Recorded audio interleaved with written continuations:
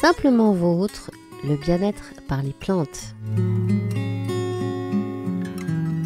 Un programme proposé par l'association Simplement.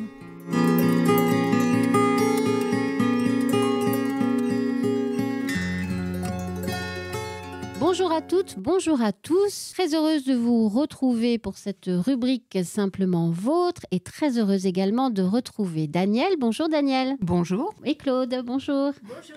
Alors, on va reprendre cette nouvelle saison. Vous avez pu déjà découvrir de nombreuses plantes et leurs bienfaits. Aujourd'hui, c'est Daniel qui va nous parler du framboisier. Oui, je vais vous parler du framboisier sauvage. On peut le trouver dans les forêts, on peut le trouver dans des terrains incultes. On peut aussi en avoir un peu à la maison, ça aide aussi. Donc, le framboisier sauvage est un arbrisseau avec des longues tiges flexibles qui sont couvertes de petits aiguillons. C'est-à-dire ça picote. C'est moins agressif que les ronces, mais on peut s'accrocher quand même dedans. Les feuilles sont alternes, velues, et elles sont divisées en 3 à 5 folioles.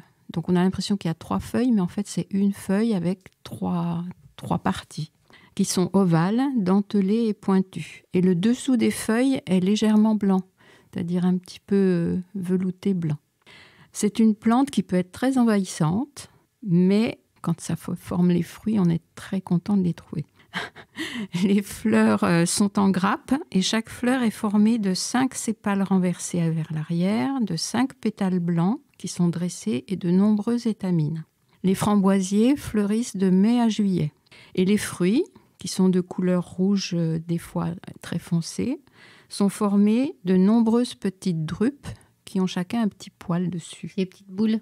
Les petites boules, et puis il y a toujours un petit poil. Et donc, quand elles sont mûres, elles se détachent toutes seules et c'est très, très bon. Donc, pour les cueillettes, les feuilles se ramassent à la fin du printemps. Les fleurs se ramassent juste avant qu'elles soient épanouies et en juin. Et les fruits se ramassent entre juillet et même septembre. C'est très différent des autres framboisiers, parce que des framboisiers sauvages, personnellement, j'en ai jamais vu. Aussi, souvent, quand il y a des myrtilles ou des choses comme ça, là, dans nos coins, il y a de la framboisier. Il y a des myrtilles sauvages aussi ? Oh oui. Ah ouais. Oui. Après, il faut les trouver. Ah oui, c'est ça, voilà. Mais les framboisiers, si, on en trouve quand même dans les forêts, dans les bois. Oui, oui. Alors, les framboises sauvages sont quand même plus petites par rapport à ceux qu'on peut trouver dans le commerce où ça fait des framboises des fois monstrueuses. La framboise sauvage est plus petite, mais elle est tout aussi parfumée. Donc, on peut utiliser les feuilles et les fruits, si j'ai bien compris. Voilà. Et même les fleurs. Alors donc, on peut même manger les tiges quand elles viennent de pousser. Il paraît que c'est bon. Alors après, comment les faire cuire et tout ça, je ne sais pas trop. Mais c'est comestible. On sait que tout ce qui est biche, cerf et tout ça adore ça aussi. Donc, il faut lutter pour en avoir un peu. Les ours aussi, mais bon, les on en a ours pas mangent par les ici. fruits.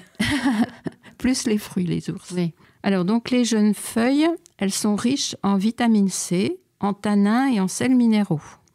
Et en infusion, elles sont tonifiantes, resserrent les tissus. Elles sont un peu diurétiques et agréables au goût, bien sûr. Et on les recommandait dans le temps contre les inflammations de la gorge. Ça peut rentrer dans la tisane contre la toux. Elles sont aussi utilisées pour les troubles intestinaux. Comme elles resserrent les tissus, elles sont astringentes. C'était utilisé aussi contre les hémorroïdes et les rhumatismes. Alors, je ne sais pas jusqu'à quel point c'est efficace. L'infusion de fleurs est également indiquée contre la grippe, les rhumes et les refroidissements. Alors, par contre, il faut en trouver déjà un certain nombre. Alors, les framboises, elles contiennent peu de sucre et donc elles peuvent être mangées par les gens qui ont des problèmes de sucre comme les diabétiques. Elles sont rafraîchissantes, bien sûr, elles sont bonnes au goût. Elles sont bonnes contre les aigreurs d'estomac et elles sont conseillées aussi aux rhumatisants. Alors, par expérience, je sais que quand on ramasse ces petits fruits, des fois, il y a des petits vers blancs à l'intérieur. Donc, il faut regarder avant de les manger. Mais, comme dirait mon mari, c'est des protéines, donc il n'y a pas de souci.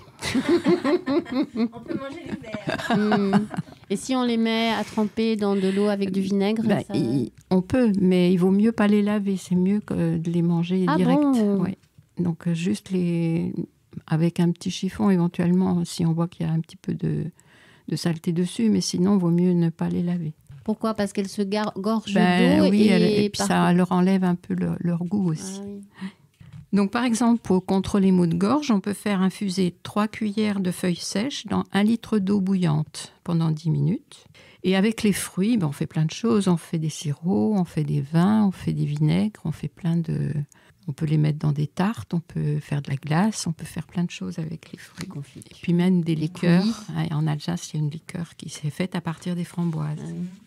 Donc je peux vous donner une petite recette, le sirop de framboise au vinaigre.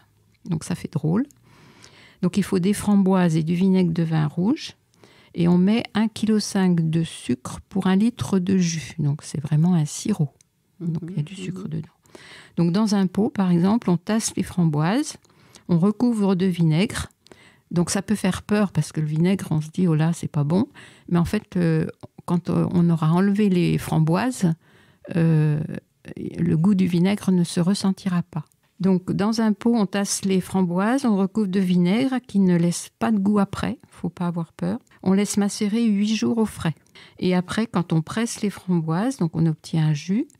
Et on ajoute, par rapport au jus, 1,5 kg de sucre pour 1 litre de jus. Donc, pour avoir 1 litre de jus, il faut déjà beaucoup de framboises. Donc, oui. On peut faire du sirop avec moins, et puis, mais il faut garder cette proportion. Après, on chauffe au bain-marie en remuant tout doucement, en évitant de faire bouillir. Après, on met en bouteille. Alors, je ne sais pas trop combien de temps ça dure. Combien de temps ça se garde? Donc, combien de temps on chauffe? Ah. Oui, je ne sais pas trop. Donc, on peut dire une bonne dizaine de minutes au moins pour que ce soit à la limite de bouillir, quoi. Oui, c'est peut-être plus la consistance quand ça chante, qui nous donnera un petit peu comme le thé quand ça commence à chanter. Voilà, donc c'est tout ce que je voulais vous dire sur les... on peut en abuser des framboises, il n'y a pas de problème. Oh, il n'y a pas de problème. On peut l'utiliser en cosmétique aussi, en usage externe, avec les feuilles, pour soigner les éruptions cutanées, parce que c'est adoucissant. Ça peut être aussi un masque pour les peaux sèches, par exemple. Donc, elles ont des propriétés, ces feuilles de framboisier. Donc, c'est un petit arbre qui est bien sympathique quand même s'il est un peu agressif par moment. Quand on passe dans les bois, oui. Ça peut arracher un peu les jambes nues, mais ça vaut le coup. Ouais. Voilà, donc n'hésitez pas. Cherchez les framboisiers sauvages dans les friches, les sous-bois. Et puis, régalez-vous. Oui, c'est bien dit. Merci beaucoup, Danielle, et à la semaine prochaine. Au revoir. Au revoir.